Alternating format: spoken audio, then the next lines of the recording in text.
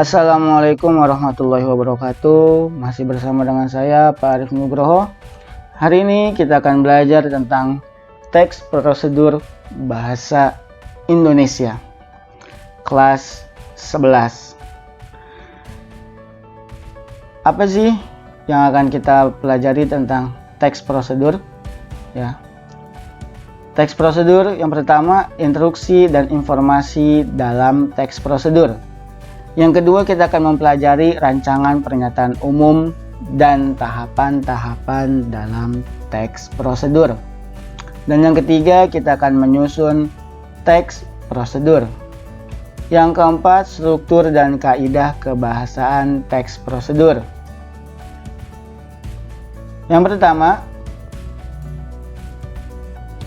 kita akan mempelajarinya adalah pengertian dari teks prosedur dan ciri-cirinya.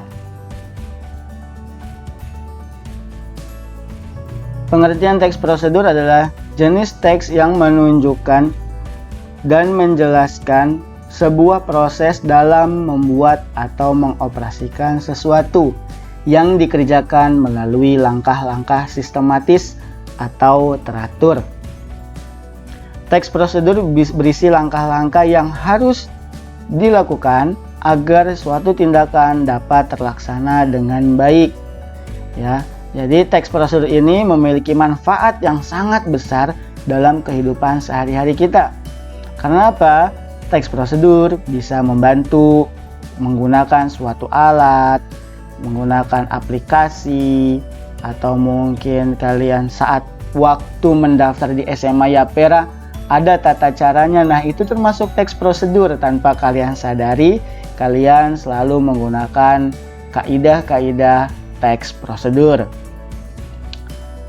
Ciri-ciri dari teks prosedur yang pertama, berisikan langkah-langkah.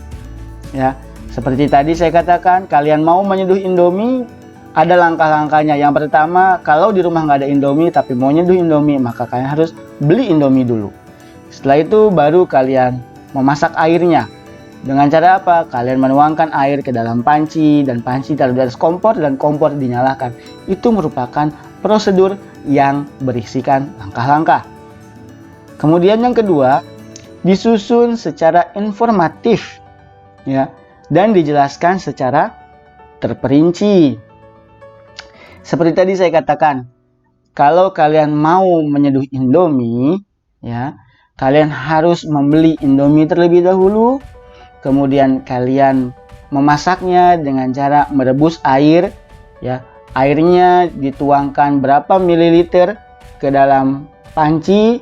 Kemudian kalian nyalakan kompor, pancinya taruh di atas kompor agar airnya mendidih, tunggu berapa menit. Nah, itu dijelaskan secara informatif dan terperinci sedetail mungkin agar orang yang membaca teks prosedurnya memahaminya dan mau, bisa, dan mampu mengikutinya. Kemudian bersifat objektif. Ya, teks prosedur harus ada bendanya. Tidak boleh menghayal. Tidak boleh menggunakan ekspektasi yang berlebihan. Karena memang teks prosedur adalah teks yang berupa berisi cara-cara melakukan suatu kegiatan, tutorial, dan lain sebagainya. Mungkin kalian bisa melihat di YouTube tentang tutorial. Yang perempuan mungkin melihat tutorial make up, atau yang laki-laki punya hobi tutorial merakit mobil Tamiya, atau tutorial bikin akun Instagram, dan lain sebagainya. Itu sifatnya objektif, ada objeknya. Jadi tidak boleh menghayal, karena tidak bisa gitu, kecuali kalian sedang membuat suatu benda yang dimana benda ini belum ada dan kalian sudah menghayal bagaimana proses untuk membuat benda ini. Itu kan kalian tulis juga, itu juga ada objeknya. Selanjutnya, menggunakan syarat atau pilihan. Ya, tadi kalian kalau mau masak Indominya bisa berupa airnya bisa banyak atau bisa sedikit, tinggal kalian pilih. Atau kalian mau pedas, mau manis, mau asin, tinggal kalian pilih. Itu ada pilihannya. Kemudian kalimatnya jelas, logis, dan singkat. Ya, teks prosedur ada langkah-langkahnya harus jelas. Contoh, kalian menyalakan komputer, ya, otomatis yang pertama kalian harus mencolok stop kontak kalian dulu, kemudian tekan tombol on, ya, atau tekan tombol powernya, maka menunggu booting atau menunggu laptop atau komputer kalian menyala saat startup. Kalau mau matikan juga sama, kalian tinggal klik start, kemudian klik tombol power, kemudian klik icon shutdown atau mematikan, dan tunggu komputer atau laptop kalian mati. Itu kalimatnya yang jelas, logis, dan singkat, ya, tidak bertele-tele. Kemudian jenis-jenis teks prosedur, ya. Yang pertama, teks prosedur menjelaskan proses suatu kerja atau instruksi secara manual, ya. Kemudian yang kedua, teks prosedur yang menginformasikan aktivitas tertentu dengan peraturannya. Yang ketiga, teks prosedur yang berhubungan dengan sifat atau kebiasaan manusia.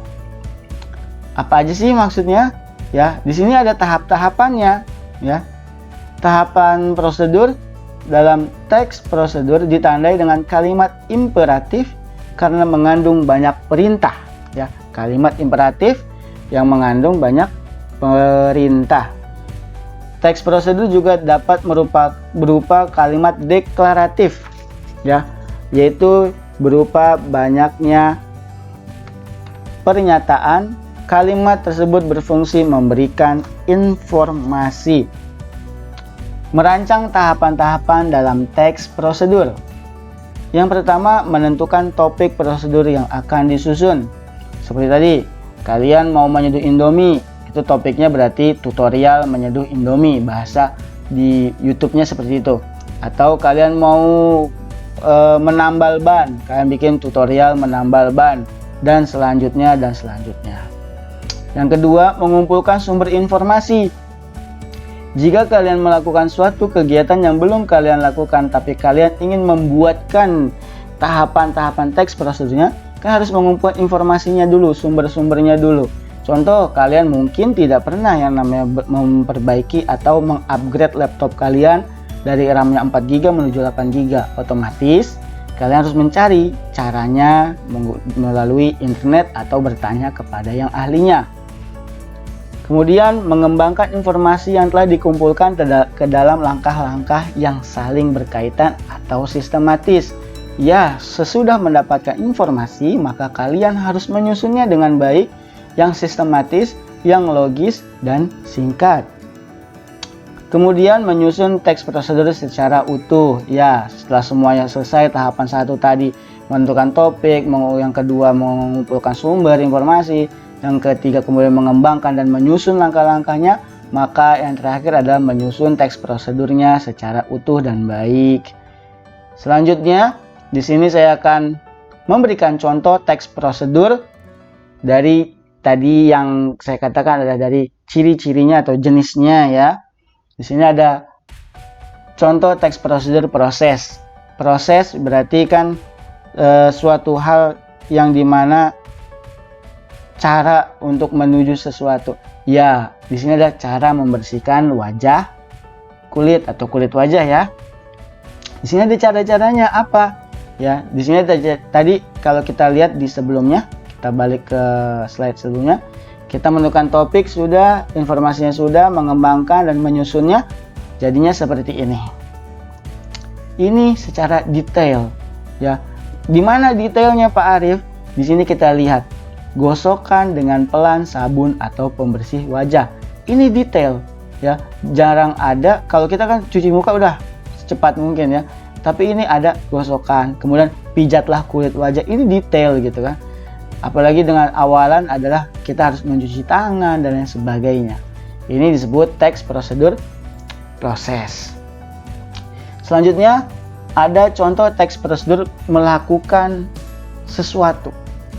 Ya, di sini ada tentang cara menjaga kesehatan dan keselamatan kerja. Ya, Baik, itu tadi sudah saya sampaikan. Terima kasih sudah menyimak. Jika kalian masih kurang mengerti, kalian bisa belajar lagi melalui buku paket kalian. Karena ini semua sumber informasi dari buku paket. Atau kalian mau lebih banyak informasi lagi, boleh cari di internet. Ya, jangan lupa kalian subscribe, kalian like jika suka, dan sebarkan jika ini bermanfaat. Tetap jaga jarak, tetap patuhi protokol kesehatan. Kurang lebih mohon maaf. Wassalamualaikum warahmatullahi wabarakatuh.